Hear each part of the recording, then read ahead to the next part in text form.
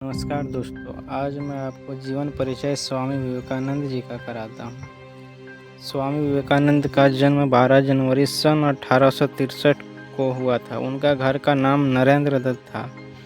उनके पिता विश्वनाथ दत्त पश्चात सभ्यता में विश्वास रखते थे। वे अपने पुत्र नरेंद्र को भी अंग्रेजी पढ़ाकर पश्चात सभ्यता के ढंग पर ही चलाना चाहते थे।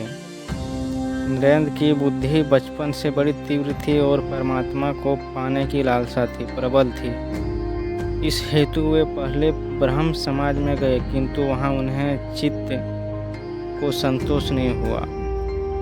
सन 1884 में विश्वनाथ दत्त की मृत्यु हो गई।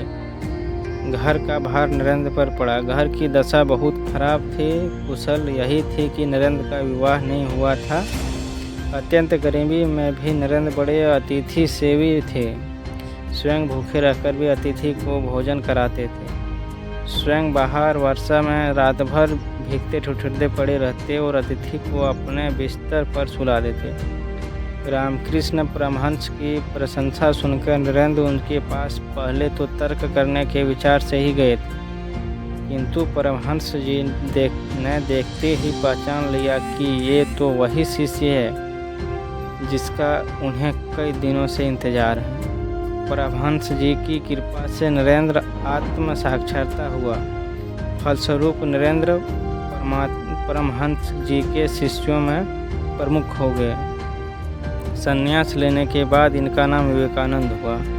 स्वामी विवेकानंद अपना जीवन अपने गुरुदेव स्वामी रामकृष्ण परमहंस को समर्पित कर चुके थे। गुरुदेव ने शरीर त्याग के दिनों में अपने घर और कुटुंब की नाजुक हालत की परवाह किए बिना, स्वयं के भोजन की परवाह किए बिना गुरु सेवा में सतत हाजिर रहे। गुरुदेव का शरीर अत्यंत रुग्ण हो गया था। कैंसर के कारण गले में से धूप, रक्त, कफ आदि निकलता था। इन सबकी साफ सफाई वे खूब ध्यान रखते थे। एक बार किसी ने गुरुदेव की सेवा में घृणा और लापरवाही दिखाया तथा घृणा से नाक भौं सिकोड़े।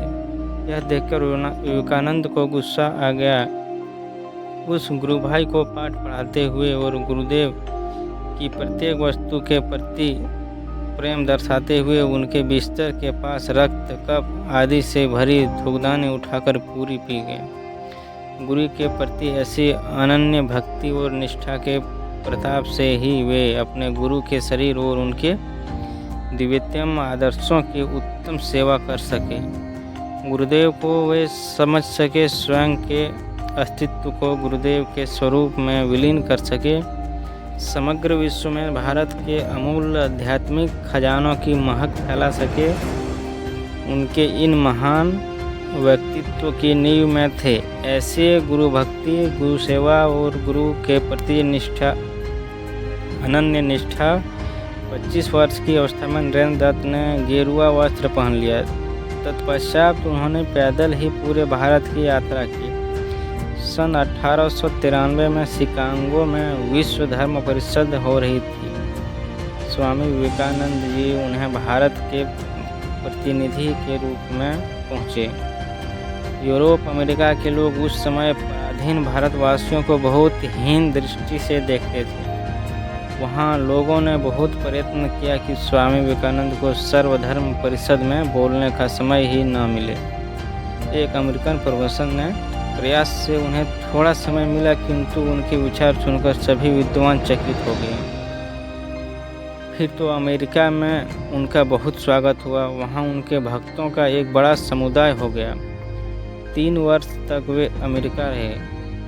वहाँ के लोगों को भारतीय तत्वज्ञान की अद्भुत ज्योति प्रदान करते रहे। आध्यात्मिक विद्या और भारतीय दर्शन के बिना विश्व अनाथ हो जाएगा, यह स्वामी विवेकानंद का दृढ़ विश्वास था। अमेरिका में उन्होंने रामकृष्ण मिशन की अनेक शाखाएं स्थापित की। अनेक अमेरिकन विद्वानों ने उनका शिव तत्व ग्रहण किया। वे सदा अपने को गरीबी का सेवक कहते थे। भारत के गौरव को देश देशांतरों में उज्जवल करने का उन्होंने सदा प्रयत्न किया। 4 जुलाई सन 1902 को उन्होंने देह त्याग दिया।